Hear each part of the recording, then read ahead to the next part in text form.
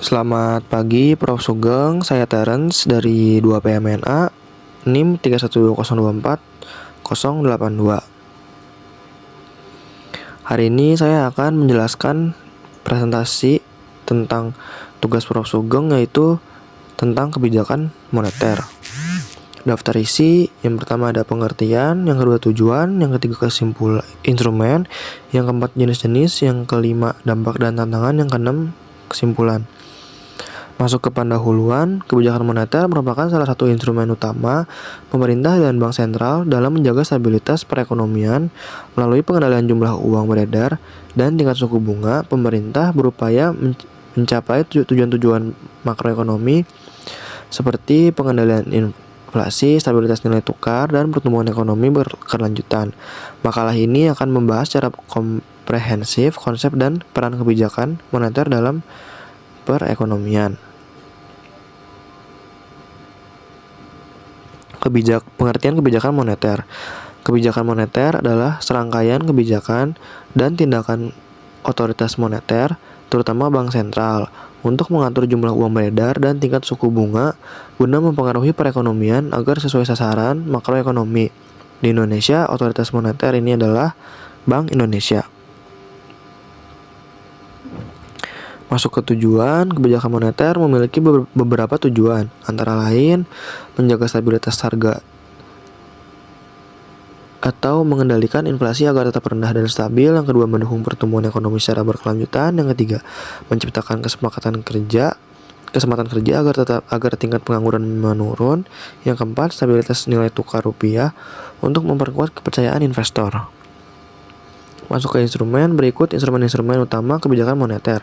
Operasi pasar terbuka atau OPT, pembelian atau penjualan surat berharga untuk menambah atau mengurangi likuiditas perbankan. Dengan suku bunga acuan, dengan menaikkan atau menurunkan suku bunga, bank sentral mempengaruhi pinjaman dan investasi. Cadangan wajib minimum atau GWM, persentase simpanan nasabah yang harus disimpan di bank sentral. Kebijakan kredit selektif, pemberian kredit ke sektor-sektor prioritas untuk memacu pertumbuhan. Ke jenis-jenis, yaitu ada kebijakan moneter ekspansif dan kebijakan moneter kontraktif. Kebijakan moneter ekspansif bertujuan untuk menambah jumlah uang beredar dan menurunkan suku bunga agar merangsang investasi dan konsumsi.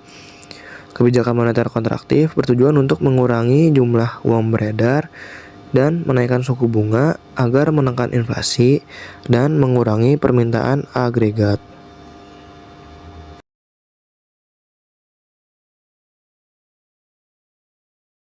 Dampak dan tantangan. Kebijakan moneter membawa dampak yang cukup signifikan terhadap perekonomian.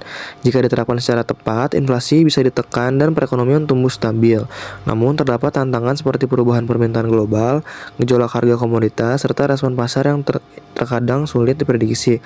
Selain itu, transmisi kebijakan moneter sektoril memerlukan waktu sehingga efektivitasnya baru dirasakan setelah beberapa periode. Transmisi kebijakan moneter bekerja melalui beberapa saluran transmisi hingga mempengaruhi perekonomian secara keseluruhan. Saluran-saluran tersebut meliputi saluran suku bunga. Perubahan suku bunga acuan mempengaruhi biaya pinjaman dan simpanan, sehingga berdampak pada konsumsi dan investasi. Saluran kredit dengan mengatur jumlah uang beredar dan cadangan bank sentral mempengaruhi kemampuan perbankan untuk menyalurkan kredit ke masyarakat dan dunia usaha. Saluran nilai tukar. Kenaikan suku bunga biasanya memperkuat mata uang domestik dan mempengaruhi harga barang impor dan ekspor, sehingga berdampak terhadap neraca perdagangan dan inflasi.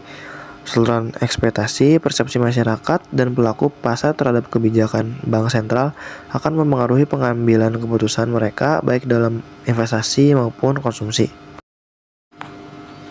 Peran Bank Sentral dalam kebijakan moneter. Bank Sentral di Indonesia adalah Bank Indonesia, memiliki peran kunci dalam merumuskan dan melaksanakan kebijakan moneter. Selain itu, Bank Sentral juga berfungsi sebagai lender of last resort untuk menjaga stabilitas sistem keuangan, melaksanakan pengawasan perbankan, serta menjamin kelancaran sistem pembayaran.